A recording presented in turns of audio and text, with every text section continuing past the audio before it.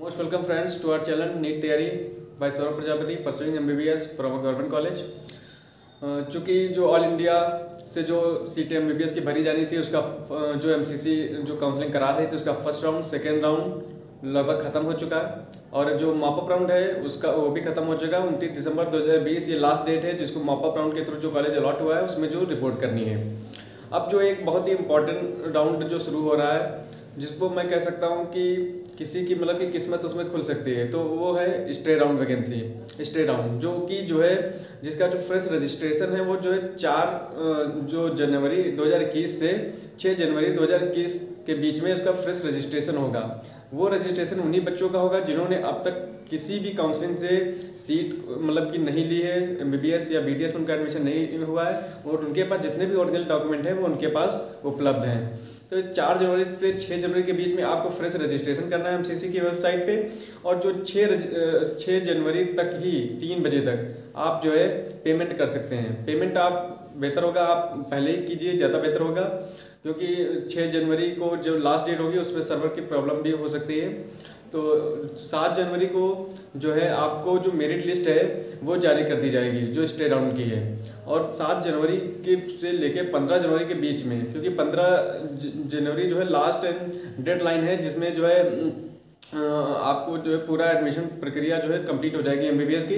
तो 7 जनवरी को merit list publish कर दी जाएगी स्टे राउंड की और 6 जनवरी को आपको पता चलेगा कि किस कॉलेज में कितनी सीट बची हुई हैं। जो स्टे राउंड वैकेंसी है ये मेनली आपको कह सकता हूँ कि जो सेंट्रल यूनिवर्सिटीज़ हैं जैसे BHU हो गया, MU हो गया और बाकी एम्स हैं, इनमें स्टे राउंड वैकेंसी की जो सीट्स हैं जो मॉपर राउंड के थ्रू जिनको कॉलेज लॉट हुआ, जिन्होंने कॉलेज नहीं लिया वो सीटें वापस होके जो है इन कॉलेज को वापस जाएंगी जो सेंट्रल यूनिवर्सिटीज़ हैं। एम्स हो गया, MU हो गया, BHU हो गया और जो कितनी सीटें बचेंगी कितनी सीटें होंगी वो आपको MCC की वेबसाइट पे 6 जनवरी को आपको दिख जाएंगी। MCC की वेबसाइट पे लगभग मेरे ख्याल से हर आप जैसे BHU हो गया तो इसमें लगभग कम से कम 8-9 सीटें जो है आपको वापस आती हैं हर बार, ये ट्रेंड है लगभग। तो इसमें खासकर मेरी जो एक सजेशन है कि जो रिजर्व कैटेगरी के बच्चे हैं खासकर SC ST इनको जो है स्टे राउंड में जो है ज़रूर मतलब कि इनको शामिल होना चाहिए। खासकर आपको मतलब कि लास्ट जिस मतलब कि रैंक पे भी कॉलेज बंद हुआ उसके बाद आपको मतलब कि आपके अगर रैंक है तो आपको जो है वहाँ पे आपको फिजिकली रिपोर्ट करना पड़ेगा और किस डेट को कहाँ पे काउंसलिंग होगी वो सारी चीज़ें जो है आपको 7 जनवरी के बाद जो है आपको जो है MCC की वेबसाइट पर दिख जाएगी। इसमें मैं ये कहना चाहता हूँ इस वैकेंसी में लगभग 9 सीटें आती हैं। तो ये बहुत ही इंपॉर्टेंट राउंड इसलिए होता है क्योंकि ज़्यादातर लोग जो है गिव अप कर देते हैं, स्टे राउंड वैकेंसी तक पार्टिसिपेट नहीं करते हैं या नहीं जाना क्योंकि फिजिकली नहीं जाते हैं, उनको ऐसा लगता है कि शायद मुझे कॉलेज ना मिले।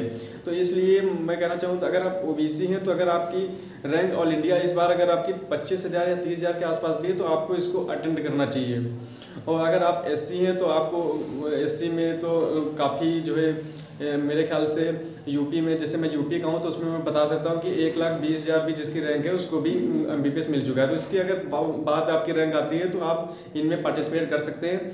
तो ये मतलब कि किसी की भी लाइफ को टर्निंग पॉइंट हो सकता है। तो इसमें आप अगर आपकी जैसे स्टेट से आपका जो भी मेरिट गया हो तो आपको पार्टिसिपेट करना चाहिए। स्टेट से जैसे मान लीजिए यूपी की बात करूं तो यूपी में जो है लगभग जो है 607 नंबर पे जो है MBBS कॉलेज अलॉट हुआ है सेकेंड राउंड के थ्रू।